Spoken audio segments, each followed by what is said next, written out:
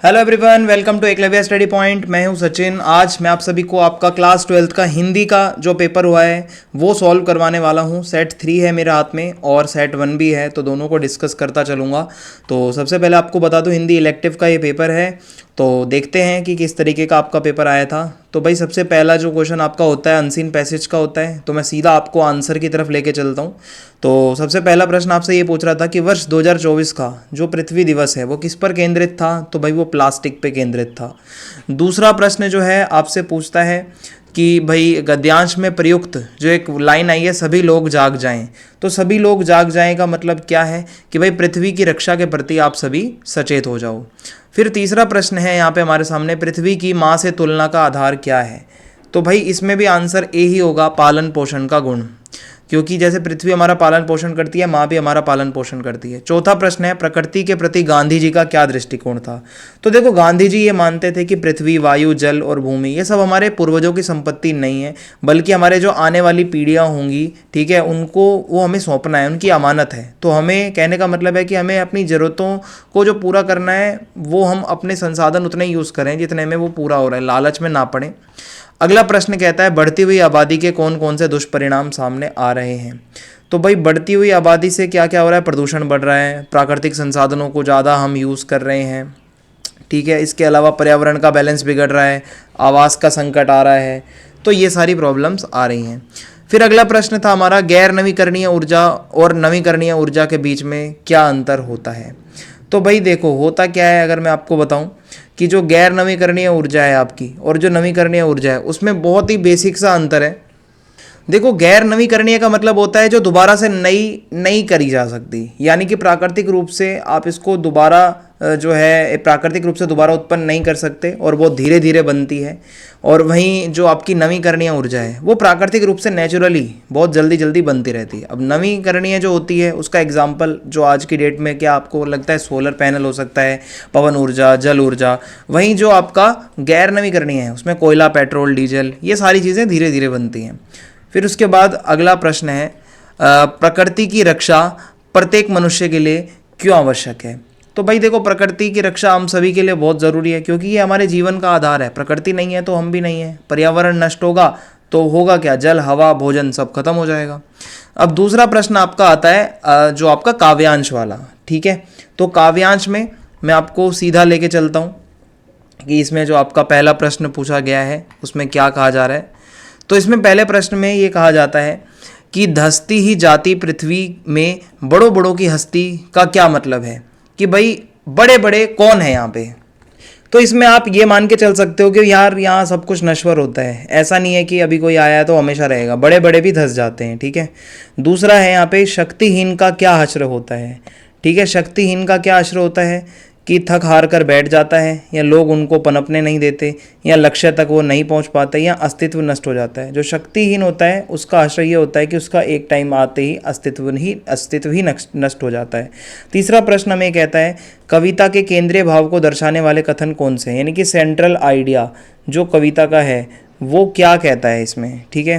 इसकी संसार में जीने के लिए शक्तिशाली बनना पड़ेगा, या हार मानने वालों के लिए मातृभूमि मरण भूमि के समान है, या यहाँ सब एक दूसरे के विरोधी हैं। तो आपको क्या लगता है कि यहाँ पे क्या सही होना चाहिए, केवल एक या केवल दो, या फिर यहाँ पे एक और दो दोनों, या एक और तीन। तो देखो होता क्या है, इसके अकॉर्डिंग सही आंसर तो ये बनता है कि भाई दोनों जो एक और दो हैं वो सही है, क्योंकि संसार में जीने के लिए शक्तिशाली तो आपको बनना पड़ेगा। और दूसरा है कि हार मानने वालों के लिए मातृभूमि मरण भूमि के समान हो जाती है। तो इस तरीके से आप ऑप्शन सी को सही कर दोगे। अपने को विद्रोही कौन और क्यों मानता है। तो इसके अंदर कवि खुद को ही विद्रोही मानता है, क्योंकि वो संघर्षशील है, संघर्ष करता है, कठिनाइयों के सामने झुकने की बजाय उनसे लड़ता भी है, और विपरीत परिस्थितियां भी आती हैं तो भी वो ऐसे डटकर सामना करता है। फिर इस काव्यांश के माध्यम से क्या सीख दी गई है, अगर आपसे कोई पूछे तो इस काव्यांश में ये बताया गया है कि संघर्ष आपको करते रहना है, आगे बढ़ते रहना है, ठीक है। और केवल वही आगे बढ़ेगा जो कठिनाइयों से घबराएगा नहीं, जो घबराएगा वो कुछ नहीं कर पाएगा। तो उनका सामना करके आपको मजबूत होना है। फिर है, गुरु गर्जना करने वाले बादलों का वृक्षों के मस्तक पर अभिषेक करना क्या दर्शाता है। जो इतने गर्जन करते हैं बादल, तो ये बताया जाता है कि ये संघर्ष और शक्ति के प्रतीक हैं। ये दर्शाता है कि जो व्यक्ति कठिनाइयों से जूझता है, स्ट्रगल करता है, विद्रोह होता है जिसके अंदर स्वभाव में ही विद्रोह होता है, तो जो प्रकृति भी होती है ना, वो भी उसका सम्मान करती है। तो कहने का मतलब है आपको हमेशा एक्टिव रहना चाहिए, डरना नहीं चाहिए। तो अब हमारा खंड ख जो है वो अभिव्यक्ति और माध्यम से है। तो इसमें पूछा गया है कि आपको चित्रकला, संगीत कला और नृत्य कला, मीन्स ऐसा पेंटिंग करना, संगीत की कला होना, डांस करना, ये तो सब सिखाया जाता है, पर कविता लेखन क्यों नहीं सिखाया जाता? आपने कभी सोचा है? डांस क्लासेस भी होती हैं, सब कुछ होता है। होता क्या है, कविता लिखना ना स्वाभाविक है और भावनाओं से जुड़ा हुआ है, जो हर किसी के अंदर से आती है, वो चीज़ सिखाई नहीं जाती। तो चित्रकला, संगीत कला, नृत्य कला को आप प्रैक्टिस करके सीख सकते हो, लेकिन जो कविता को जो लिखा जाता है उसके लिए आपको संवेदनशील होना बहुत ज़्यादा ज़रूरी है, गहरी सोच होनी चाहिए, आपके अंदर कल्पना शक्ति होना चाहिए। तो ये इसमें रीज़न आ जाएगा। फिर है नाटक के मंच निर्देशन हमेशा वर्तमान काल में ही क्यों लिखे जाते हैं, उदाहरण सहित आपको बताना है।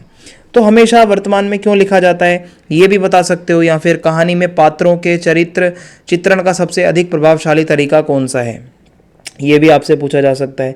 तो आप इसमें ये बता सकते हो कि भाई नाटक हमेशा ऐसा वर्तमान में क्यों रहता है। तो नाटक के मंच निर्देश हमेशा वर्तमान में ही लिखे जाते हैं, क्योंकि जब उसकी परफॉर्मेंस हो रही होती है तो वो सारी जो एक्टिविटीज़ होती हैं वो सीधा सीधा दिखाई जा रही होती हैं। फॉर एग्जाम्पल, राजा मंच के दाएं ओर प्रवेश करता है, सिंहासन पर बैठता है, यानी कि ये जो भी डायरेक्शंस दी जा रही हैं ये भी वो सब एक्टिविटीज़ हो रही हैं। तो वर्तमान काल का प्रयोग इसीलिए किया जाता है कि वो चीज़ें आपको ऐसा सजीव लगें, एकदम रियल लगें। ठीक है। फिर उसके बाद जो अगला 4th प्रश्न है हमारा, उसमें कहा जाता है पत्रकारिता की भाषा में मुखड़ा किसे कहते हैं। मुखड़ा, इंट्रो। तो मुखड़ा यानी कि समाचार की शुरुआती लाइनें होती हैं जो बहुत ज़्यादा महत्वपूर्ण जानकारियां संक्षेप में हमें बताती हैं। मेनली इसका काम होता है पाठकों को, जो उसको पढ़ रहा है उसको वो अच्छा लगे, आकर्षित हो।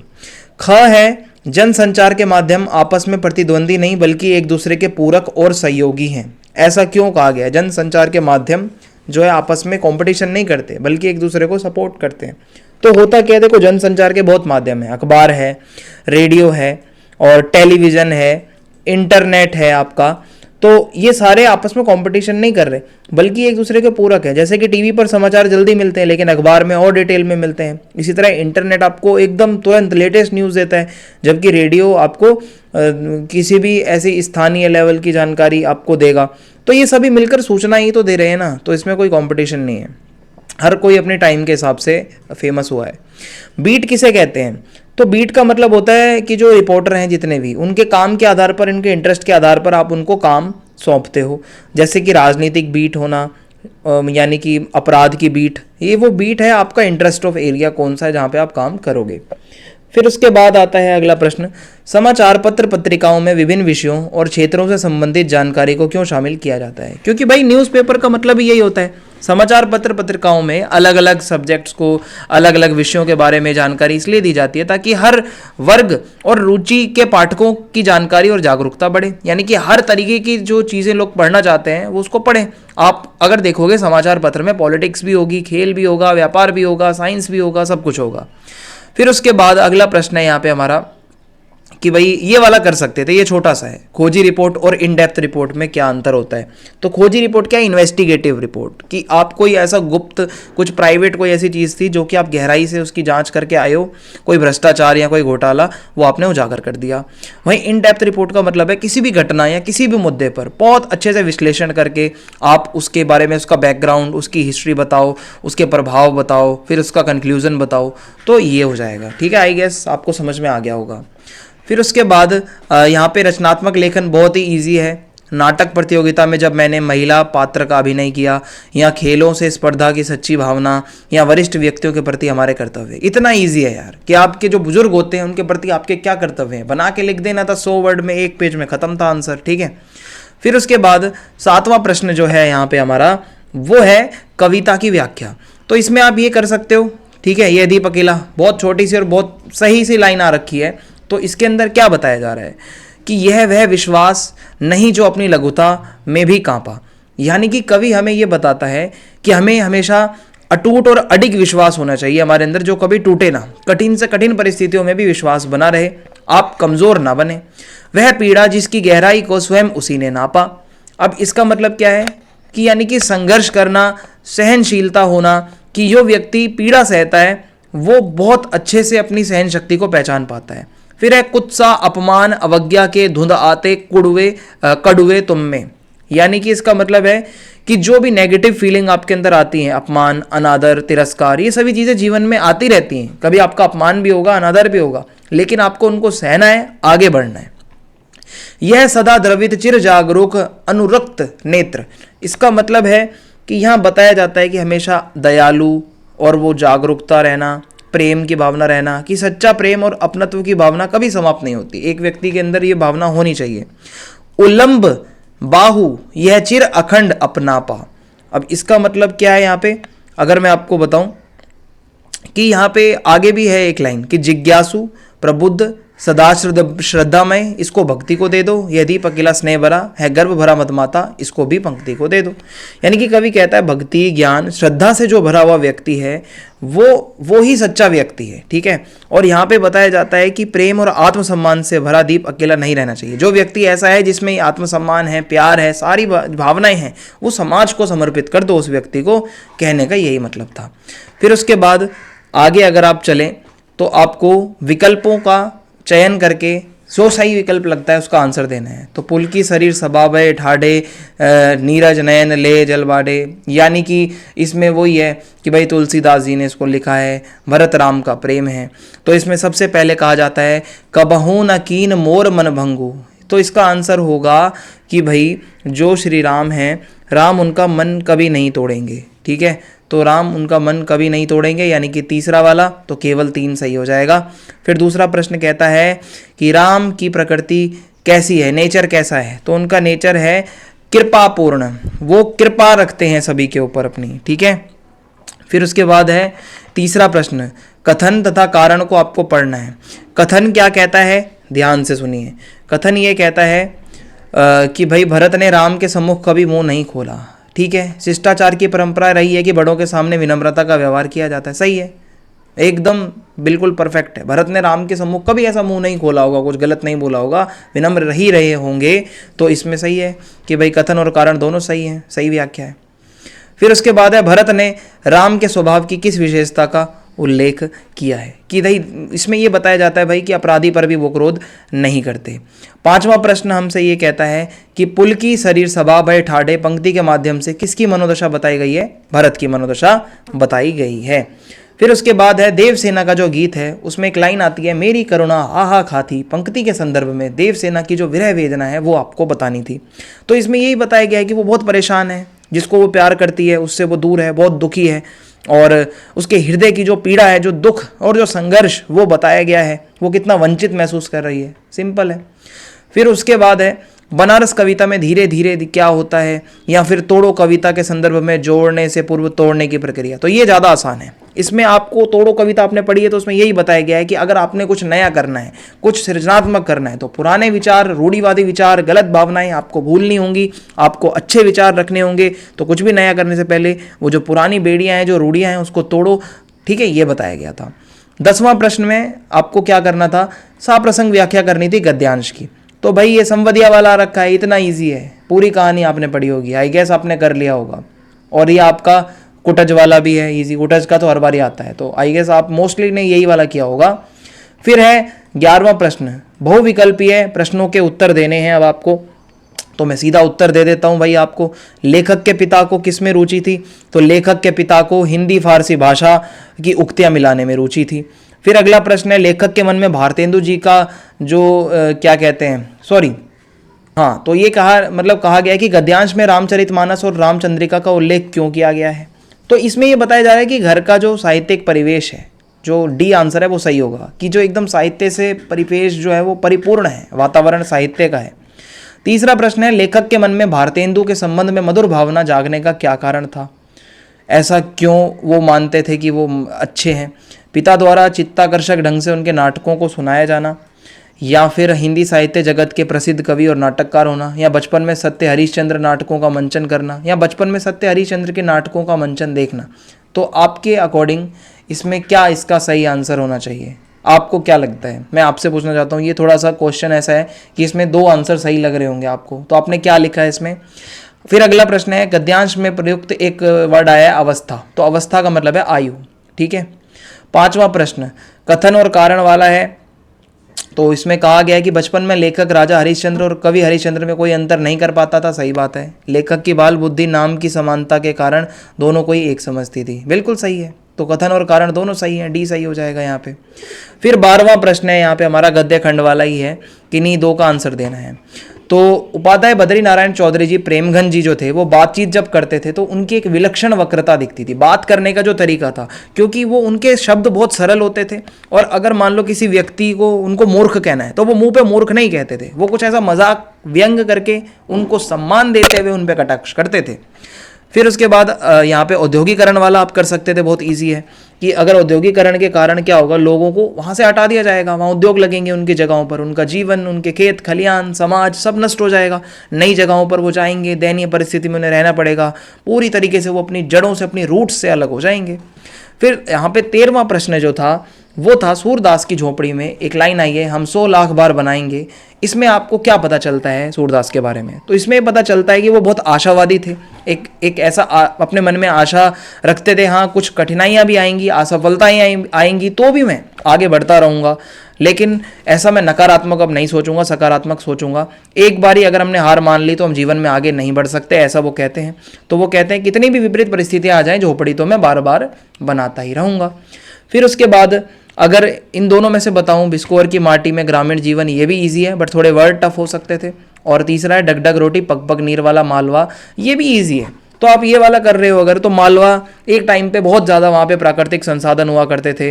अब वहाँ पे लोगों ने संसाधनों का इतना दोहन किया है कि बहुत ज़्यादा पर्यावरण जो है वो सब नष्ट हो रहा है, पानी की कमी आ रही है, अंधाधुंध शहरीकरण हो रहा है, जंगलों की कटाई हो रही है, कृषि योग्य जो खेत होते थे, भूमि थी, वो सब खत्म हो रहे हैं, विनाश हो रहा है, किसान मुसीबत में हैं। तो ऐसे में एक टाइम पे जब बहुत बारिश होती थी, अब बारिश भी नहीं हो रही है। तो इसको करना है अगर ठीक, तो भाई ये कर सकते हो, पानी बचाओ, पेड़ लगाओ, ठीक है, खेती इस तरीके से करो कि भाई वो टिकाऊ हो, संसाधनों को बचाओ, ये इसमें आप कर सकते हो। अब जो आपका सेट 1 था, सेट 1 में क्या है, अगर इसमें कुछ डिफरेंस है तो मैं उसको देख लेता हूँ। ठीक है, ये यहाँ तक सेम है, ये भी सेम है, ये भी सेम है, यहाँ तक ये वाला भी सेम ही है आई गेस। फिर उसके बाद ये भी सेम है। फिर आपको ये विकल्पों का चयन करना है, तो आई गेस ये भी लगभग सेम ही आया हुआ है। फिर उसके बाद है देवसेना का गीत कविता के आधार पर बताओ देवसेना के जीवन की विडंबना किसे कहा गया, क्यों? वो जीवनवश भ्रम में रही कि भाई हाँ मैं इस भ्रम में रही, वो प्यार करती हूँ, वो भी प्यार करेगा, पर प्यार उसको मिला नहीं। तोड़ो कविता का कवि सृजन का आकांक्षी है, विध्वंस का नहीं। तो इसमें आप बता सकते हो, तोड़ो कविता में बताया जा रहा है कि हाँ भाई कुछ भी नया करना है, क्रिएटिव करना है, तो उससे पहले आपको पुराने विचार, नेगेटिविटी, वो सब छोड़नी पड़ेगी। तो ये 2 कर सकते थे आप। फिर है आपको व्याख्या करनी है अगन, तो अगन महीने से मैंने आपको बताया था 12 मासा, ठीक है, कि दिन घट रहे हैं, रात बढ़ रही है, दुख बढ़ रहा है, सर्दी बढ़ रही है। अब धनी देवस विरह भाराती, रात में बहुत ज़्यादा विरह की अग्नि जला रही है, ठीक है, मेरा जी कांप रहा है, हिया कांप रहा है कि मैं कब अपने पिया से मिलूंगी। तो ये सब आप इसमें बता सकते थे, ठीक है, तो ये वाला आप कर सकते थे। फिर उसके बाद बहुविकल्पीय आंसर, ये भी आपके वही हैं, लगभग सेम जो मैंने पीछे करा दिए हैं, ठीक है। और उसके बाद में जो आपका गद्य खंड वाला जो प्रश्न आया हुआ है, तो वह परिवेश का व्यक्तित्व निर्माण पर प्रभाव पड़ता है। तो बिल्कुल सही है, बचपन से ही उनका परिवेश ऐसा मिला था, उनके पिता साहित्य के अच्छे जानकार थे, उनको वो घर में रामचंद्रिका, रामचरितमानस, वो सब एंड ऑल, वो सब आपको लिखना था। हर गोविंद संवदिया था, उसके द्वारा बड़ी बहुरिया के संवाद को ना पहुंचाने को आप कहाँ तक उचित मानते हैं? क्योंकि उसको लगता था बड़ी बहुरिया गांव की लक्ष्मी है, वो कुछ भी ऐसा जाके बोलेगा तो वहाँ के लोगों का भी मूड खराब होगा, प्लस गांव की इज्जत अलग खराब होगी। फिर है विस्थापन के विरोध में पेड़ों का सूखना क्या दर्शाता है, ये वाला आप स्किप कर दो, आप ये 2 कर चुके हो तो दोनों ईजी थे। फिर यहाँ पे आपको गद्यांश की साप्रसंग व्याख्या करनी है, संवदिया वाला आ रखा है और आप आराम से इसको कर सकते थे। फिर उसके बाद ये वाला पर्वत वाला और ये सब, ये कुटज से आ रखा था आपका। फिर है सूरदास की झोपड़ी के पाठ के संदर्भ में सच्चे खिलाड़ी की पहचान बताते हुए उदाहरण सहित सिद्ध कीजिए सूरदास जीवन रूपी संग्राम का सच्चा खिलाड़ी था। तो वही है, 100 लाख बार बनाएंगे हम, ये मतलब कभी कुछ भी हो जाए फिर से हम ऐसा एफर्ट करते रहेंगे, वो पूरा आंसर कॉपी पेस्ट कर सकते हो, कोई दिक्कत नहीं है इसमें। बिस्कोर की माटी में ग्रामीण जीवन पूरा बता दो, गांव में क्या होता है, लू लगने पर क्या होता है, कितने प्रकार के सांप होते हैं, वो सारी चीज़ें आप इसमें बता दो। डग डग रोटी पग पग नीर, वो भी मैंने अभी पीछे आपके सामने डिस्कस कर दिया। तो ये पेपर मेरे पास 2 आए थे, मैंने भाई दोनों अभी करवा दिए हैं। तो आई होप आपका पेपर अच्छा ही गया होगा। पेपर तो ईजी ही लग रहा है, ज़्यादा मुश्किल है नहीं। बाकी आप कमेंट्स में बता दो। जय हिंद, जय भारत।